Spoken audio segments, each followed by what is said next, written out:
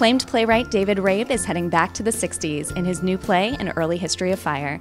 We're here at Acorn Theatre at Off-Broadway's Theatre Row to talk to the cast and creative team about this new coming-of-age drama. What is An Early History of Fire all about? In the long run, I think it's about the way love opens you to the world, whether you want it to or not.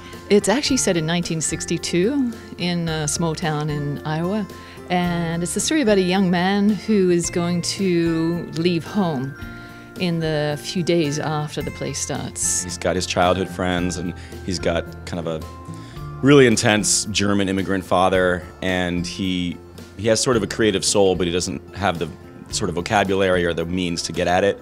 And he meets this girl who introduces him to a book called Catcher in the Rye and a book called On the Road, and sort of opens up his mind, and the whole story is sort of about him trying to escape his situation. Something's bubbling, and the 60s is coming, and you know, we're not long out of a war.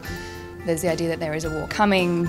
So it's this really interesting generational gap where these kids are in a bit of a abyss. I remember it as a time, as a very a time of innocence in the country, when really the country was on the verge of maybe its most explosive decade. Now, there's a lot of literary, passages in this play. You've got the Catcher in the Rye, and you've got On the Road.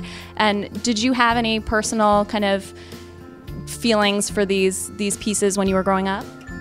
Yeah, Salinger and Catcher in the Rye were a huge revelation to me, as it is to the character in the play. When young people get to a certain age and they're at that point of trying to figure things out, you look for outside information. And I think in 1962 it was all of this literature that was coming out that was like blowing people's minds, just thinking of things in ways they'd never thought about it before. As an audience member, what can I expect when I come to see An Early History of Fire?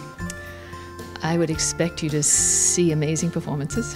You would hear David's incredible writing. You're going to be watching a small moment in the history of America that we know so well, and yet we really don't know because we're so removed now. People can come and just relate to who these people are, and the timelessness of both growing old and being young, and what that means and how that relates to the people around you.